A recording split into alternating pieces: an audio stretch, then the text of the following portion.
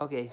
Um, I tried to do this, explain this, but yesterday on a video, and then I was listening back to it, and I kind of started to see things a little bit more. So I kind of wanted to retry it, um, and maybe I can explain it right. It has a lot of symbolism, so try to. Hopefully, I'll explain it. Basically, over in I was reading in Genesis recently. This kind of has a lot to do with. It's more than just Genesis. Okay, so I'll start with the symbolism. First, you have Egypt, which is symbolic of like the world's system, the world's way of doing things. God calls it the house of bondage. So you have the house of bondage, and it's kind of like striving according to your works, according to the flesh. Anything that brings in a bondage, that gives birth to bondage, like in Galatians, God talks about Hagar and Ishmael and how that like corresponds to Egypt, and that gives birth to bondage. And he just kind of see that symbolism of Egypt. I guess the world's system is the world's way of doing things is kind of how I view it. Um, so, but this is what is really interesting to me. This has to do with the Jordan River, and I'll eventually get there. But I kind of want to just it's really kind of neat to see it this way.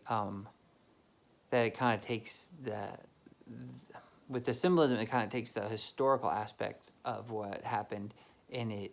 The word is like the word of God is alive and it's still living, and so it's still like it's still living today. But so in Genesis 47, like that's where I was thinking, that's where it came to me, and it's the time of Joseph during the famine, and so like the whole world is basically starving because of this famine, and it says that all the land of Egypt and all the land of Canaan. So it's basically like all the nations, kind of the whole known world at that time, like everybody in the world goes to Egypt because of the famine. And so they go to Egypt and they say, "Give us bread, we'll give you all our money." Then the money fails. So um, then they say, we'll give you all our livestock. Like, just give us more bread. We're starving. So then they give them all their livestock. Then the livestock fails. They have no more livestock. Then they say, well, we'll sell ourselves to you. We'll give you our bodies. And so then basically everybody sells themselves to Egypt, but then instead of like Egypt giving them bread, it says Egypt gives them seed, and so it's kind of the whole world. Like you still see that the whole world, like even all like the major world religions, all these worlds are kind of operating according to that worldly system. Like they're all in this bondage of this works basis, like living right, perfect enough, or just striving according to the flesh, like striving according to the flesh, like trying to get ahead that way. Um, and so it's like you see all the world, like all of the land of Canaan, all the land of Egypt, the whole world sold themselves into that spirit of Egypt. Like I'll put it that way, the spirit of Egypt, that spirit of bondage. And so then Egypt gives them seed. So everything they're sowing with, everything that they're striving and sowing into the ground is just producing more and more bondage. Because Egypt, they're sowing with the seed of Egypt, like they're sowing with the seed of bondage. And so you have that. So that's kind of the symbolism of that. And then you have the Red Sea, right? Which is kind of the dead waters, because the sea is, you can't, I mean, it's dead water. You can't drink from it. Like, it's not really life giving waters. There are a lot of living things in it, I guess, like fish and everything. But anyway, so you have that. And so, I don't know, just, I was kind of maybe taking that as a little bit of or seeing that a little bit of in a perspective of like kind of like dead works and stuff. But you have God. Anyway, so God goes to, they're all basically, even the Israelites are kept in Egypt. They're under that bondage, that hard bondage, and just they're being afflicted like really hard. God hears them. God hears their birth pangs of that nation, and so He goes to them with Moses and parts the Red Sea, and it's the birth of a nation out of that. So you have Israel that's being birthed out of that, out of all the other nations. Like all the other nations of the world are clumped together in that spirit of Egypt, in that spirit of bondage, and then Israel gets birthed out of that, and they're birthed out of that spirit of Egypt into this new covenant with God, like this new law, this new God establishes all these things with them, and so they're birthed into that, and then.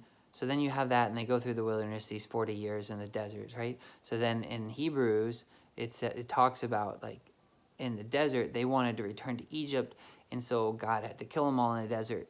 All the unbelieving people is what He says. So basically, the 40 days, like in the I'm sorry, 40. It is kind of weird how it corresponds, but the 40 years in the desert kills off all the unbelief.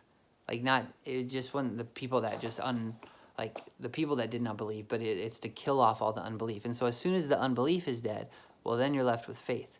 Like you have no more unbelief. And so it's like, okay, I'm going to try to explain this. So you have Israel is birthed, right, out of Egypt.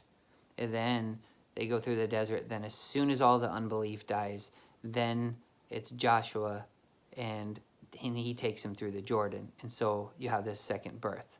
So you have two births, right? You must be born again a second time, as Jesus said. And so you have this second birth. But the Jordan, here's the thing that I find so fascinating too, is the Jordan actually means the descender. And so I was thinking about that one day, and I've shared this with a few people already, but the descender, I just had the thought, well, the rain descends from heaven, right? So you have the Jordan, and in Genesis it said God separated the waters. There's a water above the firmament and a water below. And so you have the water above the heavens and the water below the heavens. And so the rain descends from heaven, and all the rivers, like basically all the rivers kind of descend that way. They come from mountains, ice caps. It all is heavenly waters that fall. So you have like the Jordan, picture it as like rivers in the sky. Like the clouds are full of water. It's that it's heavenly waters. The Jordan is up. It's up. And so into the heavens. Jesus Christ has passed through the heavens for us. And so it's that second birth. And so you have, as soon as the unbelief dies, you have faith. So as soon as you start believing by faith, then you get the second birth through the second waters, through the Jordan, through the descender, up. Jesus Christ has passed through the heavens. And so then you're born again in the Spirit and believing in the Spirit and the new heavens, the innumerable company of angels, the heavenly Zion, the heavenly Jerusalem. And so that's what he takes you in. And Joshua, Jesus, also Yeshua, that's like corresponds. So you see Jesus take you through the Jordan into the promises of God, into the promised land. And so, and then you have all this warfare that they go through. Also, the weapons of our warfare are not carnal, but mighty in God, principalities, powers, all of that stuff. So our warfare is in the mind, in the thoughts, in the heavens, in those battles. And so you see that the Jordan is the descender. It's above. It's that second birth. That's basically what I wanted to say. The only other thing too, which I thought was a little bit neat, it's kind of a different little side note, but you have like the circumcision that God establishes with Israel. You have the physical circumcision, right? So that covenant, but then when it talks about all the children that were born in the desert, because all the people that didn't believe, all the unbelief had to die. So then all the people that were born there, it says that they weren't circumcised.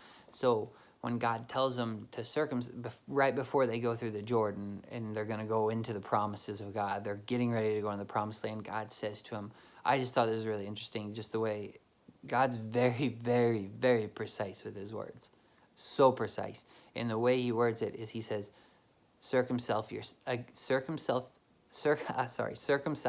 yourselves again a second time. So, but the thing that I thought was interesting is then it says that they hadn't been circumcised because they lived in the desert.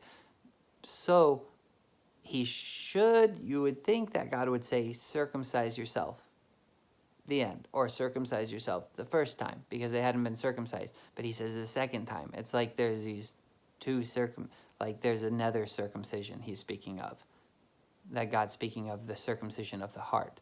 Like it's not just the circumcision of the flesh, the second time, the circumcision of the heart. And then you can go through the Jordan into the promises of God through the descender.